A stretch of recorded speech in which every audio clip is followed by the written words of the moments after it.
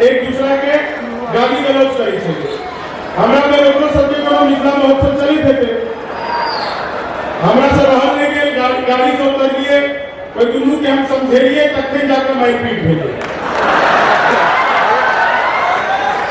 समझाने पर से जहाँ केना समझा दी हम तेना का समझा देंगे कि 4 घंटा उस एकदम कपाल फोड़ लगे दूसरा के मैथिली आदमी नहीं खासियत। और वैसे भी देखिए मैं तो इतना एक तो अश्वनी सर मैं बीच में बोलने की आदत नहीं, लगातार मैं एक बार शुरू हो जाऊंगा तो आप लोगों को सुनाता ही रहूंगा, लेकिन बहुत बहुत सर मैं आपका धन्यवाद करना चाहता हूँ। मैं सोलाट गांव से निकलकर मधुबनी जिले से निकलकर दुनिया के 36 देशों में काव्य पाठ करने के बाद पहली बार ऐसा मौका आया कि जिला प्रशासन के किसी कार्यक्रम में अश्वनी सर की वजह से जहां मधुबनी में आप लोगों के बीच में प्रस्तुति दे रहा हूं, ये मेरे लिए बहुत ही गर्व का विषय है, बहुत ही गर्व का विषय, बहुत बहुत धन्यवाद का विषय है। अश्वनी सर अभी भी फोन पर बात कर रहे हैं। सर इतनी आपको या तो उधार से फोन आता है या जुबान से, आपको देख के लगता नहीं कि आपको कोई उधार देता होगा। फोन तो थोड़ी देर छोड़ दो, मेरे को आपने इतनी दूर से बुलाया है, कई लोग जब से सीटी बजाने का प्रयास कर रहे हैं। देखिए मैं आपको बताऊं, जब लोग सीटी बजा रहे हैं ना, मैंने खाली पाल बड़े किए हैं, बाकी सारी व्यवस्था वैसे ही है, तो इसलिए सीटी बजाने कोई फायदा नहीं होगा। एक तो बहुत अच्छी बात यह है सर, इतनी सारी महिलाएं सामने बैठी हैं, मेरी चाची जी आदरणीय बसंती मिश्रा जी बैठी हैं, प्रणाम करता हूँ आपको, सब यहाँ पर बैठी हुई है। टीवी चैनलों पर आप देखा करो, जितनी खतरनाक औरत उतनी बड़ी बिंदी, सच बता रहा हूं आपको, जितनी खतरनाक औरत। एक दिन मैंने घर में देखा, मेरी भाभी ने बिंदी लगा रखा, तो मैंने कहा भाभी ये क्या है? बोले बेटा ये तुम्हारे भैया हैं। मैं दूसरे कमरे में गया तो चाची ने बिंदी लगा रखा था, मैंने कहा चाची ये क्या है? बोले ये हमारे सुहाग की निशानी तुम्हारे चाचा हैं। मैं घर से बाहर निकला तो मैंने देखा एक औरत ने एक के ऊपर एक बिंदी लगा रखी थी। मैंने कहा बहन ये क्या है, डबल सुहाग कैसे अफोर्ड करती है? लेकिन सर मिथिलांचल कितना बदल गया। आज मैंने मधुबनी में देखा एक औरत मिली, उसने टेढ़ी टेढ़ी बिंदी लगा रखी थी, बड़ा टेढ़ा सुहाग रहा होगा उसका, लेकिन ऐसा हो जाता है। अच्छा देखो एक चीज मैं आपको बताऊं, अपने मिथिला में मैं दुनिया में जहां भी जाता हूं एक चीज बताता हूं, मिथिला में जहां कहीं चले जाइए आपको 2 चीजें मिलेंगी। खाने में 2 चीजें आपको पूरे मिथिलांचल में मिलेंगी, एक आलू परवल, दूसरा परवल आलू। इसके अलावा आपको कुछ मिले ना मिले, लेकिन आलू परवल और परवल आलू जरूर मिलेगा। लोग मुझसे पूछते हैं कि भाई इसमें फर्क क्या है, तो मैं बताता हूँ कि जिसमें परवल ज्यादा हो वो परवल आलू, जिसमें आलू ज्यादा हो वो आलू परवल। हम लोग चीजों के हिसाब से नाम चेंज कर लेते हैं। मेरी तो पत्नी एक दिन बोली थी, एक बात सुनो, खिचड़ी बनाओ तो बनाओ। मैंने कहा पहले तुम बना लो, जैसा बनेगा उसके हिसाब से नाम तय कर लेंगे। तो अपने आप बिल्कुल सच्चा मामला ऐसा ही है। मैं सच बता रहा हूँ, डीडीसी सर जब तक डीएम साहब नहीं आए उसी में बैठ जाइए, थोड़े दिन बाद तो बैठे नहीं, अभी तो प्रैक्टिस भी हो जाएगा। देखो जनता भी समर्थन करती है सर, जबकि जनता इसमें कुछ कर नहीं सकती है। आप कोई नेता थोड़ी है, नेता तो इधर है 2-4, कितने नेता हैं यहाँ पर? आप नेता है, सब नेता हो सर, मुखिया पति तो नहीं हो? अच्छा मुखिया पति भी है, नहीं सही है, ये पद भी है, बहुत अद्भुत पद है सर। नहीं देखो नेता की आदत होती है ना, हर जगह पर समर्थन उसके साथ चलते हैं। तो सच बता रहा हूँ, डीडीसी साहब बिल्कुल विशाल से सच बता रहा हूँ, एक नेताजी की शादी हुई, शादी के बाद जैसे ही वो सुहागरात के कमरे में घुसे, पीछे समर्थक भी आने लगे। नेताजी ने बाहर ही खड़ा कर दिया, बोले तुम कहाँ आ रहे हो? चलो अंदर, उद्घाटन नहीं करूंगा। अब समर्थक बाहर से आवाज लगा रहे हैं, नेताजी संघर्ष करो, हम तुम्हारे साथ हैं। तो आइए सर, ये सब है।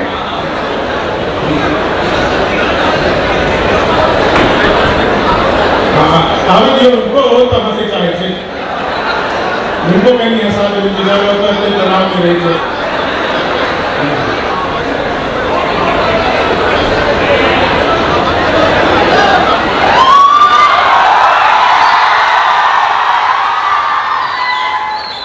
आप लोगों की तालियां थोड़ी सी कमजोर है, एक बार सर के आगमन पर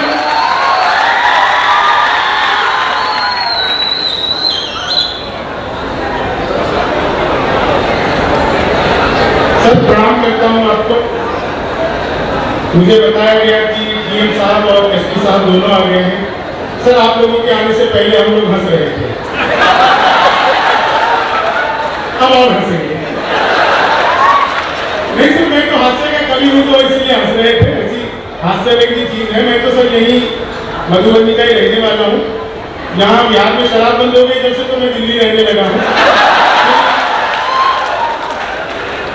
मैं अच्छा हमारे देखो एक चीज में आपको तमाम शासन प्रशासन के लोग बैठे हैं, एक चीज बहुत अच्छी है।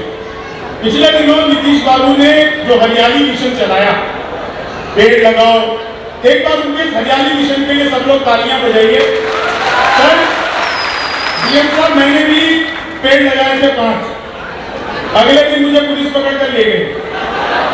मैं 4 तारीखों से जज साहब को बता रहा हूं कि गांजे का पेड़ भी तो पेड़ ही होता है, वो मानने को ही तैयार नहीं हो रहे हैं। तो अब मामला बिल्कुल ऐसे ही है। बिहार का आदमी दुनिया में अद्भुत होता है। मैं बता रहा था नारी शक्ति यहाँ पे बैठी है, जितनी भी नारी शक्ति है पहली बार एक साथ इतनी खुलकर हंसती हुई महिलाएं मैंने एक साथ देखी है।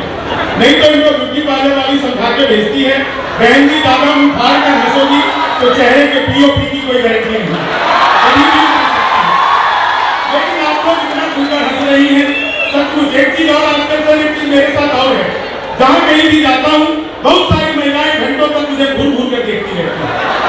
इसमें ऐसा नहीं मेरे अंदर कोई खासियत है, वो मुझे देखकर लगातार सोचती रहती है चलो अपना वाला तो इससे ढंग का है।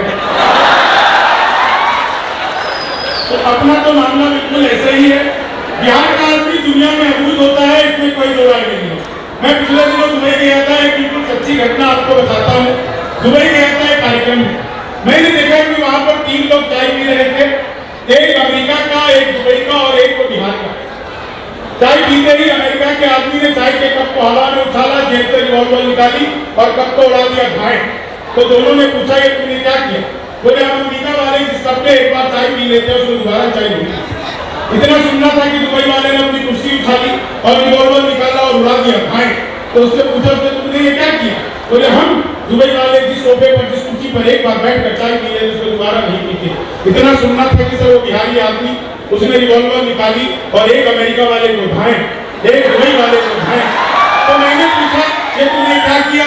बोला हम बिहारी जिसके साथ एक बार बैठ कर चाय पी लेते हैं उसके साथ फिर कभी दोबारा चाय नहीं पीते। तो अपना तो सचमुच बता रहा हूँ, मामला अद्भुत है। महिलाओं की हंसी बार बार देख करके मुझे एक ही चीज याद आती है सर, आप लोग घर पर भी इतना ही खुश रहा करो। अगर घर पर इतना खुश रहेंगी तो काहे कोई शासन प्रशासन के लोग मेरे जैसे लोग को बुला करके बाहर हंसेंगे, घर में भी हंस लेंगे। नहीं तो महिलाओं का सर मैं सच बता रहा हूँ आपको, मैं ट्रेन में आ रहा था, बीच वाली बेड पर सो रहा था। आइए सर ये चाय आई है आपके लिए। मैं पिछले 8 सालों से किसी भी चाय वाले को कुछ नहीं कहता, क्योंकि जिसने चाय वाले को कुछ भी कहा हुआ किसी को भी कुछ कहने के लिए नहीं। वो याद है ना आपको, मोदी जी आए थे 8 नवंबर को, भाई और बहनों आज 12 बजे के बाद 1000 और 500 के पुराने नोट लीगल टेंडर नहीं रहेंगे। इतना सुनते ही पति बड़ा खुश। उसे आज भी उम्मीद है मोदी जी किसी दिन रात को 8 बजे आएंगे। मित्रों आज रात 12 बजे के बाद आपकी पुरानी शादियां लीगल टेंडर नहीं रहेंगे। कितना खुश हो रहे हैं आप लोग, देखिए खुशी बहुत हो जाइए। पीछे तो नेता जी बहुत हंस रहे हैं सर, आप तो बहुत खुश हो जाए, लेकिन एक बात मत भूलिए, वो मोदी जी 1000 रुपए का लेके 2000 का लौटाया था। आप 40 साल की जमा करवाने जाओ, 80 साल की थमा देंगे, बीवी लेके जाओगे, दादी लेके लौटोगे। हमारा देश बहुत ही अद्भुत है। मैंने अखबार में विज्ञापन देखा, घर बैठे मिठाई मंगवाइए।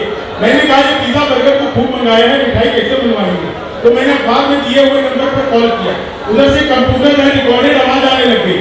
बोले जी नमस्कार, अग्रवाल स्वीट कॉर्नर में आपका हार्दिक स्वागत है। मिठाई लेने के लिए 1 दवाई, चाट पापड़ी के लिए 2 दवाई, गजक नमकीन के लिए 3 दवाई, गोलगप्पों के लिए 4 दवाई। मुझे मिठाई चाहिए तो सब कुछ एक दुकान पर मिलती है, मैंने 1 दवा दिया। लड्डू लेने के लिए 1 दवाई, बर्फी लेने के लिए 2 दवाई, जलेबी लेने के लिए 3 दवाई, रसगुल्ला लेने के लिए 4। मुझे लड्डू चाहिए तो मैंने 1 दवा दिया। बेसन के लड्डू लेने के लिए 1 दवाई, मोतीचूर के लड्डू लेने के लिए 2 दवाई, गोंद के लड्डू लेने के लिए 3 दवाई, तिल के लड्डू लेने के लिए 4 दवाई। मुझे बेसन का चाहिए था, मैं फिर 1 दवा दिया। 1 किलो लेने के लिए 1 दवाई, 2 किलो लेने के लिए 2 दवाई, 3 किलो लेने के लिए 3, 100 किलो लेने के लिए 4। एक दवाना था, गलती से 4 दवा दिया। मैंने वही किया जो आप लोग करते, तुरंत ही फोन काट दिया। 1 मिनट बाद ही कॉल बैक आ गई।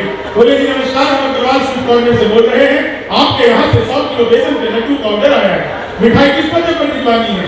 मैंने कहा ये तो फंस गए, लेकिन बिहारी आदमी फंसता नहीं, फंसाता भी नहीं है, बीच का रास्ता निकालता है। बोले जी जल्दी बताइए, आपके यहाँ से 100 किलो बेसन के लड्डू का ऑर्डर आया है, मिठाई किस पते पर भिजवानी है? मैंने कहा देखो भाई, ये फोन किसने किया मुझे तो पता नहीं, घर में हम 9 भाई हैं।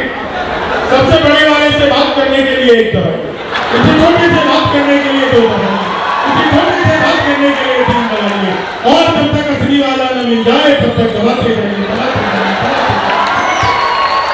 आप लोग 2 तालियां बजाएं। बहुत किस्सा आपको सुन रहा थी, बीच बीच में मैंने इधर आके मैथिलियों में किसकी सुनावित रहा और कुछ आके के हिंदी में सुनावित रहा। जे सीटी बजा रही थी, शांत बजाओ, अगर हमारा देख कहा के सीटी बजवा पड़ा, कहाँ के रही और कुंडली दोनों चेक करवा पड़ेगी। कपारे खराब होते थे हमारा देख कर सीटी बजा, लेकिन यहाँ सब तेलों में माने थी मिथिला की सब। मैं आपको बताऊं सर, मिथिला के लोग बड़े ही अद्भुत होते हैं। मतलब हम लोग खाने पीने के लिए पूरी दुनिया में जाने जाते हैं। मिथिला के लोग जब एक बार खाना शुरू करते हैं तो उनको भगवान ही रोक सकता है और कोई रोक नहीं सकता। हम लोग उस अवसर पर भी खा लेते हैं जहाँ पर कोई खाना पसंद नहीं करता। किसी भी काम में बस खाने पे आप किसी भी मिथिला के आदमी को बुला लीजिए। ये लाइट बार बार आ जा रही है, इसको थोड़ी देर के लिए ठीक कर दो।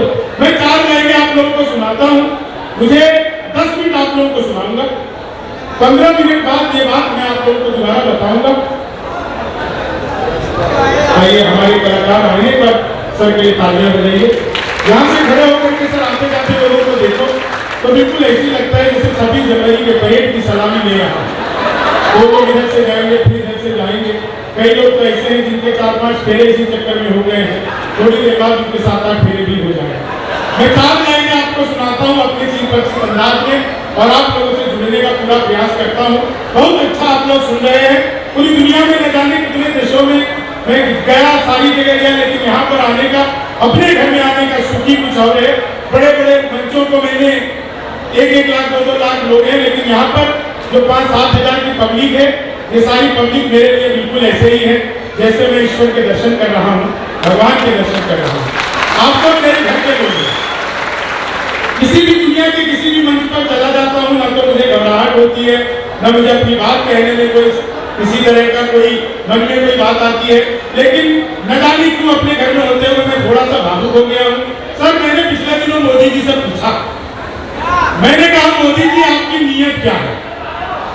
दोस्तों बात समझ में आ गया तो एक एक व्यक्ति को आनंद आ जाएगा। मैंने पूछा मोदी जी आपकी नीयत क्या है? मोदी जी बोले मेरी नीयत पाक साफ है।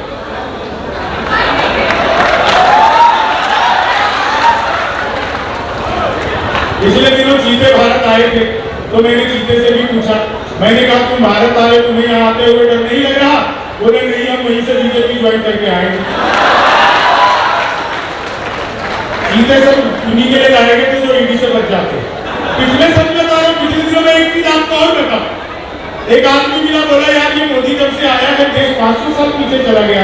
मैंने कहा योगी को आने दे, त्रेता युग ले सबका मामला अद्भुत है।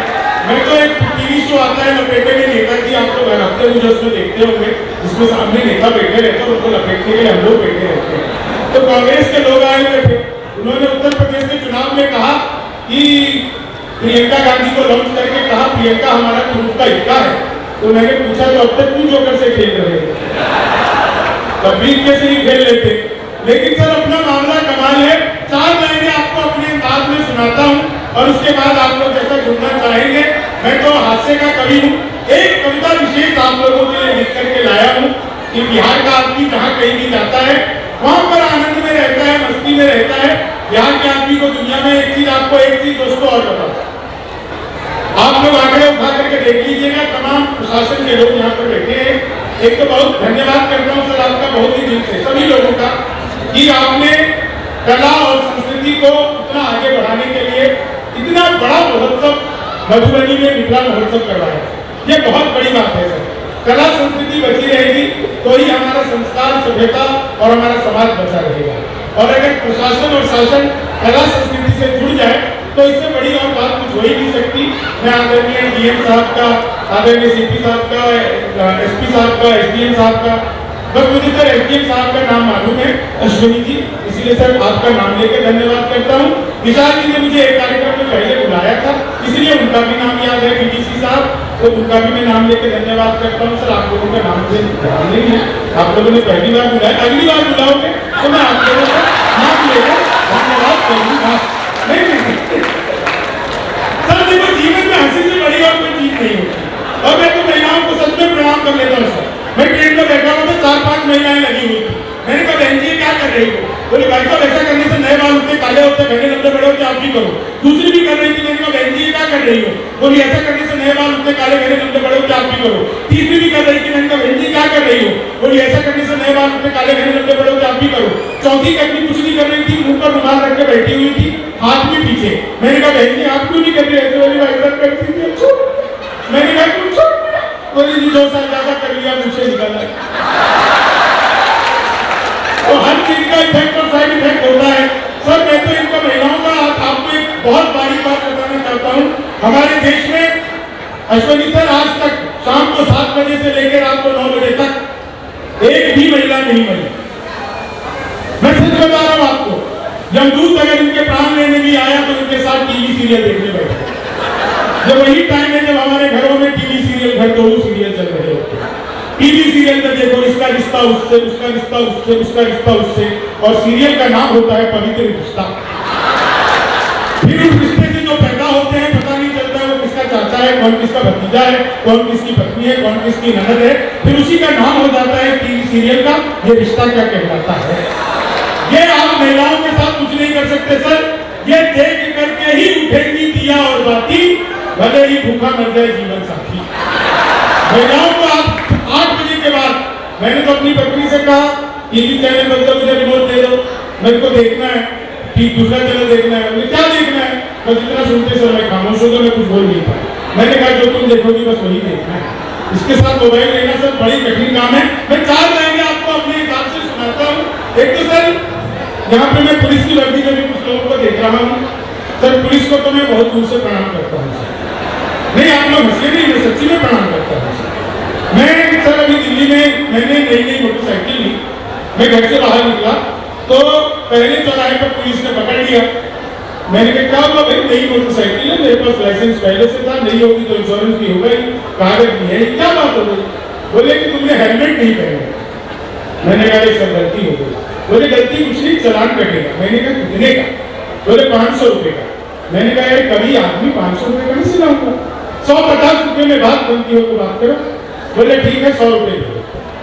मैंने सर उसको 100 रुपए दिए। बोले यहाँ क्यों खड़ा आगे जा?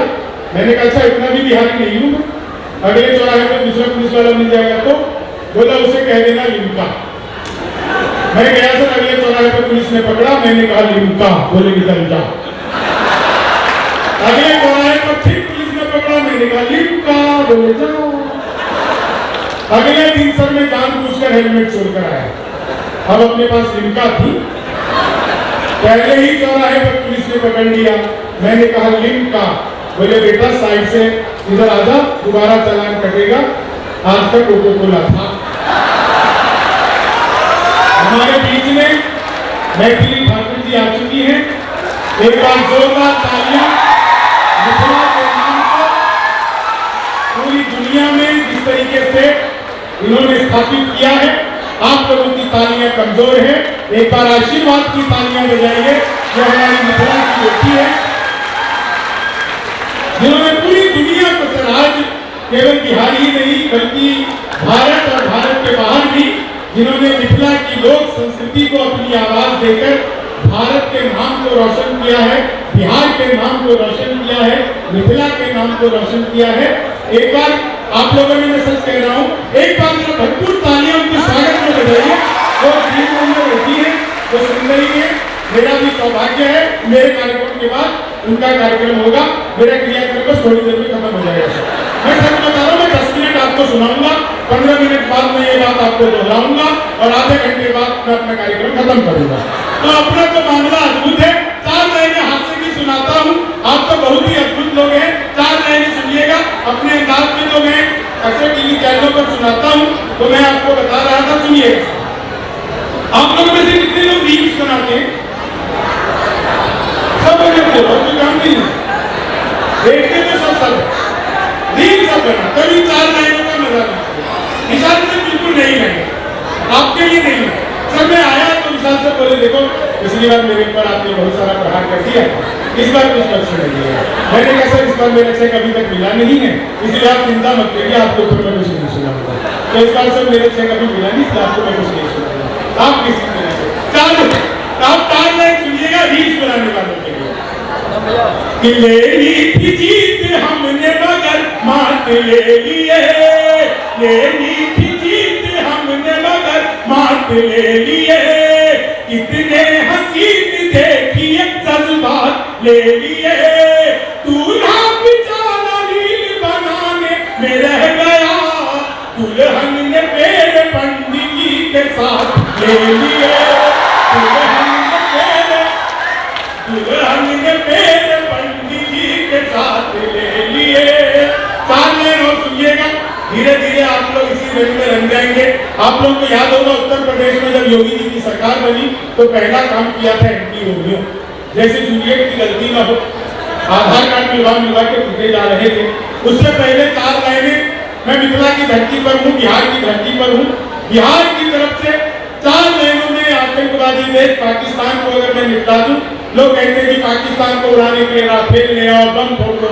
सर मैं 4 लाइनों में यहीं से खड़े खड़े पाकिस्तान को निपटा दूंगा और आप सबको आनंद आता है। देते हैं जब जवाब तो 2 टूक देते हैं, देते हैं जब जवाब तो 2 टूक देते हैं, आ जाए जो अपनी पे भी गुल फूक देते हैं, जितने की दाल रोटी दुखाता है बात सुन, उतने बिहारी खैनी खा के फूक देते, उतने बिहारी खैनी खा के फूक देते। उत्तर प्रदेश में योगी जी की सरकार ने भी पहला काम किया एंटी होमियो, जैसे जूलियट की गलती ना हो, आधार कार्ड मिलवा के टूटे गए। मैंने 4 लाइनें कि जुल्फों में उंगलियों को पिराने नहीं देते, जुल्फों में उंगलियों को पिराने नहीं देते, कलियों के पास भवरे को जाने नहीं देते, इतनी सी शिकायत है हमें योगी आपसे, खुद से न पटी हमको बताने, खुद से न पटी हमको, तुम तोड़ो वादा और हम निभाते रहेंगे, नाराजगी ऐसे भी हम जताते रहेंगे, जब तक नहीं आते हैं 15 लाख खाते में, तब तक तुम्हें मोदी जी हम जिताते रहेंगे, तब तक चीनी को जमा करके फिर से गन्ना बना दूं।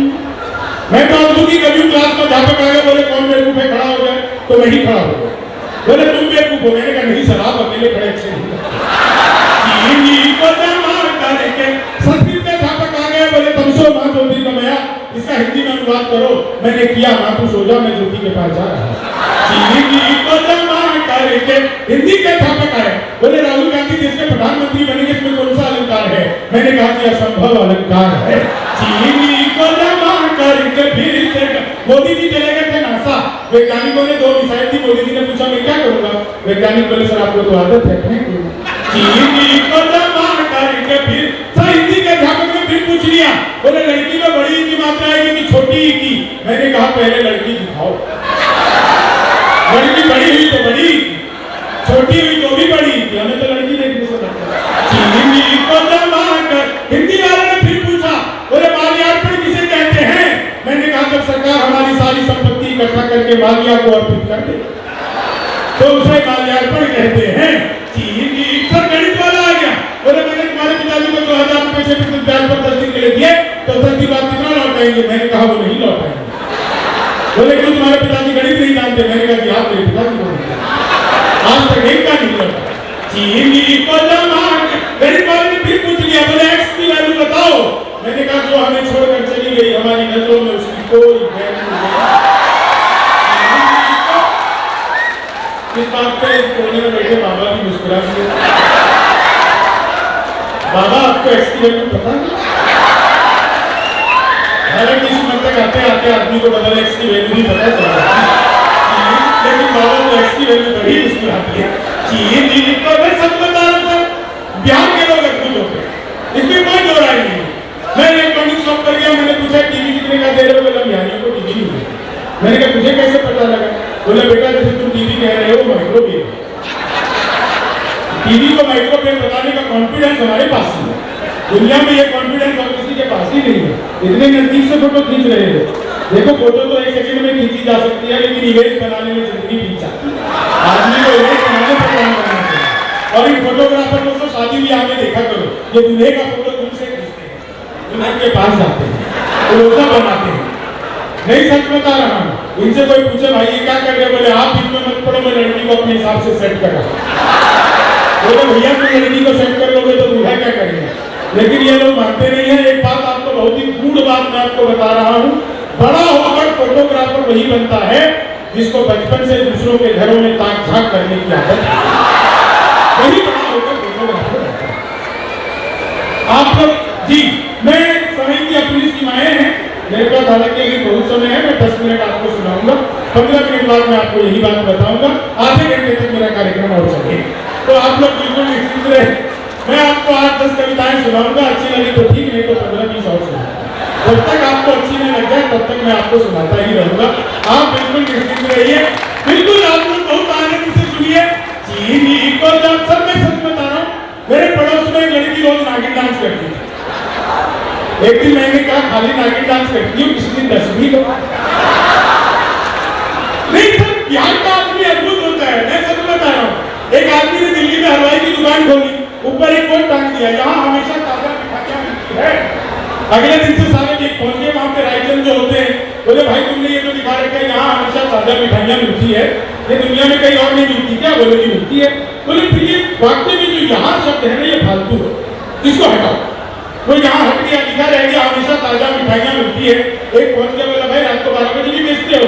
बोले नहीं 12 बजे दुकान बंद हो जाती है। बोले फिर ये तुमने हमेशा क्यों लिखवा रखा है, फालतू में हटाओ। लिखा रह गया ताजा मिठाइयाँ मिलती है। एक पहुंच गया, बोला भाई बासी भी बेचते हो। बोले नहीं बिल्कुल ताजी बेचता हूँ। बोले लिखवाने से डाउट क्रिएट होता है, हटाओ। वो हमको भी हट गया, लिखा रह गया मिठाइयाँ मिलती है। एक पहुंच गया, बोला भाई गुटखा दियो। बोले भाई गुटखा भी मिठाई की दुकान है। बोले जब सामने रखी हुई दिख रही है तो ऊपर लिखवाने की क्या जरूरत है, फालतू है, हटाओ। मिठाइयाँ भी हट गया, लिखा रह गया मिलती है। एक पहुंच गया, बोला भाई कभी कभी खत्म भी हो जाती है क्या। बोले कभी खत्म नहीं होती, हमारे कारीगर हलवाई लड़के हमेशा तैयार रहते हैं। तो बोले हटाओ ये मिलती, सर वो है लिखा रह गया। अगले दिन एक पहुंच गया, 2 पैक लगा के, हाँ भाई है क्या। बोले है तो नहीं है। बोले है नहीं तो ये है क्या कर रहा था, वो है भी पढ़ गया। अगले दिन हिंदी का पढ़ा लिखा विद्वान पहुंचा, बोला बिना वाक्य के पूर्ण विराम, हिंदी का घोर हटाओ इसे, वो भी हट गया। अगले दिन एक आदमी पहुंचा, पहले एक बात बता, तुमने इतना बढ़िया दुकान खोल रखा, ऊपर ये सादा सा बोर्ड लगा रखा है, इस पर कुछ लिखवाता है क्यों नहीं। तो आदमी सर ऐसी राय देने के लिए, मैं सर दिल्ली में रहता हूँ, लोग मुझसे पूछते हैं यार एक बात बताओ बिहार में सब कुछ में बंदी है क्या, शराब बंदी है क्या। तो मैं उसको सर एक बात बताता हूँ कि देखो बिहार में भगवान और शराब ये एक जैसे उपलब्ध हर जगह है, बस दिखते नहीं।